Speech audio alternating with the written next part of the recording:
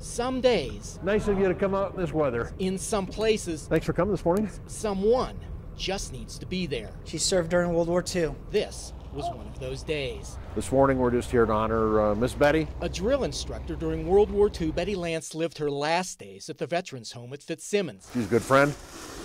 She had nobody else. Nobody, until a chance meeting 2 years ago, found her a family in the Veterans Group, the Patriot Guard. This was a gal that lived life on her own terms and with her own rules. If you didn't like them, she didn't care. Today, they remembered the time spent with Miss Betty, the occasional beer shared, and the stories. If you were going in and she was grouchy during the morning, we'd say, Betty, you're one grouch this morning, and this at 89. Well, I should be. I haven't had a man in a week. That was Betty, gruff, straightforward, the drill instructor to the end. But there was another side of Betty. She was very sad to be by herself. She had told me one time that she was so afraid to pass away by herself. So when that time came, Ray Hoskins and Randy and Don Raybine were there all night. Because we didn't want her to be alone. And she was, they were there in the end. and they were all there today. All of you brought smiles and happiness to this wonderful lady. They remembered a veteran and a woman who would have found humor in a spring snowstorm. She is laughing right now because this is kind of symbolic of her personality. They were there for Miss Betty in life. But we were her people, and she told all the people in the Fitzsimmons that her people were coming and her people would be there. And they were there today. She's a veteran, and she deserves not to be alone or forgotten. At the Fort Logan National Cemetery, this is DWDelozier, 9 News. Just start having units get into the scene now. There may still be somebody actively shooting. And then he pulled out a shotgun. I could see it clear as day. And then he just opened fire on the front rows. I watched 2 shots. He shot once, and it just lit up the theater. And then he cocked and shot again. In those seconds, Pierce O'Farrell came face to face with a killer. When the gunman entered the theater, he was no more than 30 feet away from O'Farrell. He seemed very methodical. He never once said a word. I never heard a single word out of him. Within seconds, the gunman turned the weapon on O'Farrell and his friend. And he said, Pierce, I'm shot, man, I'm shot. I said, me too, just stay down. And then he shot me a second time. The gunfire seemed to go on forever. O'Farrell feared his life would not. I thought he was going to kill me. O'Farrell lay motionless on the floor of the theater, hoping the gunman would take him for dead. And he was standing literally directly above me. I could feel his boot right next to my head. And I just had my face down on the ground. And I just stayed as still as I possibly could. And I prayed and I prayed. And he fired off a couple more rounds. And then he left. Pierce O'Farrell is dealing with wounds to his leg and shoulder that will heal. It's the pain he feels for others that may never heal. And that's what I think about all those poor people that didn't make it. In Aurora, this is DWDelozier, 9 News. Some mornings, as the summer begins to end, we know that this day is coming. Are just different than others. This will always be different. In places meant to stir the memory. This day is a lot like that morning in Colorado Springs. Today we remember just a little more. I want to make sure that everybody remembers this day. With no formal program, no speeches. It's special to me. There were just people like you and me. I think I was up and about and realized that the early morning was the time to go. Alone with their thoughts, together with the names, and something that hasn't eased with time. I am so grateful for those heroes who went up the stairs when everyone else was coming down. My father's a firefighter for 36 years. I can't really explain it. I mean, this is my family. Everyone on this wall is my family. Some found in a flower or a note a way to say what spoken words can't. We can never, ever forget. The names on the wall, 347 names from that day, also serve to teach. The kids need to know, to realize that all of these people's names on the wall have died for us. Some came to remember a loved one. And I have a relative that was a firefighter, and his name is on this wall. Others to show respect for names they never knew. I was here to honor our heroes. For all, this morning, this day, will always be different. You just remember where you were, you remember what you were doing. You just remember. And in this place, on this morning, remembering hurts, heals, and guarantees something about the future. This will always be September 11th. It will be with us for the rest of our lives. In Colorado Springs, this is DWDelozier, 9 News. It's really pushing up against the I-70 corridor now. Growing to more than 12,000 acres, the Pine Ridge Fire has literally burned right down to the edge of the Colorado River. Burning in rough open country, the fire is threatening homes in Debec. Last night, Mesa County Sheriff ordered an evacuation of approximately 50 homes that could be most impacted by the fire. Helicopter and air tankers are being used extensively because fighting the fire in this kind of terrain is flat out tough. Well, there's a lot of things that are kind of against us. One, the weather. It's extremely hot and dry, and the winds pick up in the afternoon, so that makes it more of a challenge. The rugged terrain means it's harder for us to actually get into the fire area in an efficient way. Today, firefighters from around the country started arriving. These crews are from Arizona. There are now firefighters from 9 different states working this fire, some from as far away as Pennsylvania. As we're competing for resources, as a lot of people know, there's a lot of fires going on in Colorado, and we're all starting to compete for the same resources. So far, the fire has burned 3 backcountry structures. There are 35 oil and gas wells in the burn area, but the operators closed them off, which means they are no longer producing oil and gas. With the fire burning so close to I-70, there have been periodic lane closures to the road, something that officials say could happen again if the fire shifts. In Mesa County, this is DWDelozier, 9 News. The tradition here is really important. Being part of this isn't just something you see, it's something you feel.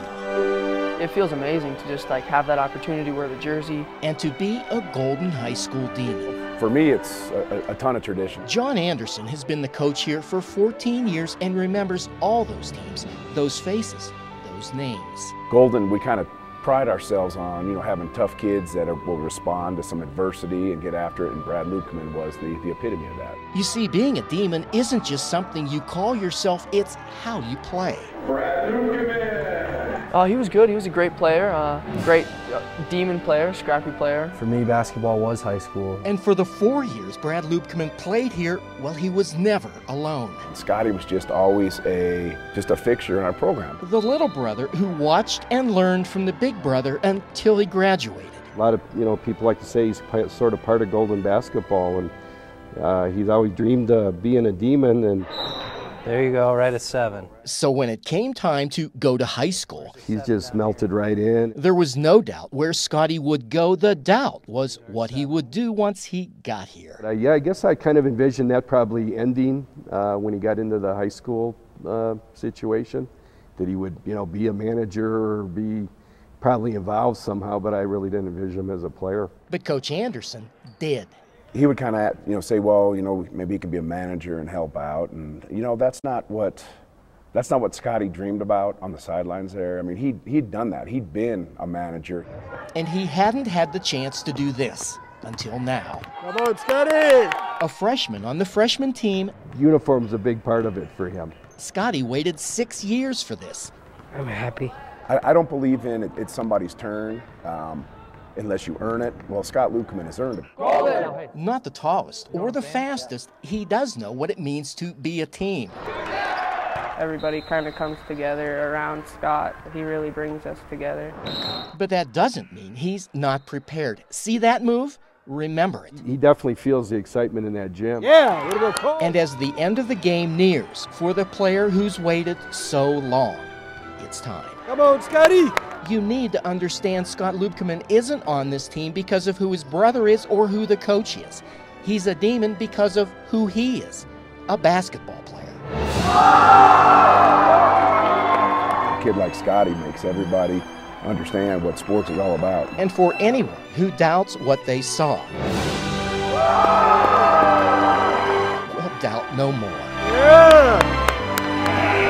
6 years ago, Scott Lukeman had a dream of being like his big brother, of being a Demon. I think what the biggest thing it does for him is he feels part of something. Something that won't end here. The dream is not to score a basket in a level 3 game. The complete dream is that he's going to play varsity someday and score. But this was just another first step in, achieving that goal and that dream someday, and it was unbelievable. Years from now, the tradition of the Golden High School Demons will still be here, and new students will learn about the teams and the names. That is a name that is pretty important in Golden basketball. And they'll learn what it means to be a demon. He's been one ever since he came into this gym, and he always will be one. In Golden, this is DWDelozier, 9 News. Shanksville is a quiet, blink-and-you'll-miss-it little town in western Pennsylvania, but it found its place in history 10 years ago on September 11th. For you see, it was right here where 40 passengers and crew members of Flight 93 fought back against terrorism. Shanksville has one street. The census says there's 245 people live there. For almost 200 years, history books had little reason to even take notice of this town. Not a whole lot happening in Shanksville. That all changed at 10:03 a.m. on a day none will forget. Coming from just over that ridge, history found Shanksville. United 93, United 903, do you hear Cleveland? When suddenly there was this I have difficulty describing the loudness of this plane crashing. The house shook. Shaken, too, was an entire country. History remembers that day for the nearly 3,000 lives lost in New York and Washington to terrorism. History remembers Flight 93 for the 40 passengers and crew members who stepped up to stop it. What's just as important about what happened that day is also what didn't happen that day. Flight 93 was 18 minutes away from reaching Washington, D.C., either the U.S. Capitol or the White House as a potential target. And had the 40 people on board not acted in the way that they did, bravely, heroically, courageously, then we might be talking about an entirely different memorial. In the 10 years since, more than 1 million of us have made this walk. It's just something we really needed to come see. Saddest thing. We come here to remember. It's remarkably too easy to put the memories, to bring the memories back. Tough day. We come here to look at that ridge. It was about 50 feet over that ridge when it cleared that ridge. And we try to imagine the unimaginable, what those final seconds must have been like. And I try to put myself on the plane, I think we all do, and think, what would we do? Can't imagine. Excuse me. Sorry. 10 years of time have done little to fade the memories. I think this is just embedded in our memory so much, it's about like yesterday. Now it is quiet here. So very quiet. You really do get, I think, a sense of peace out here. 10 years after that day, Shanksville, Pennsylvania is again a quiet place, but it will never quite be the same place because history will never forget. Oh, I think it will always be part of Shanksville. It can't be otherwise. In Shanksville, Pennsylvania. It's a place of history. This is DWDelozier, 9 News.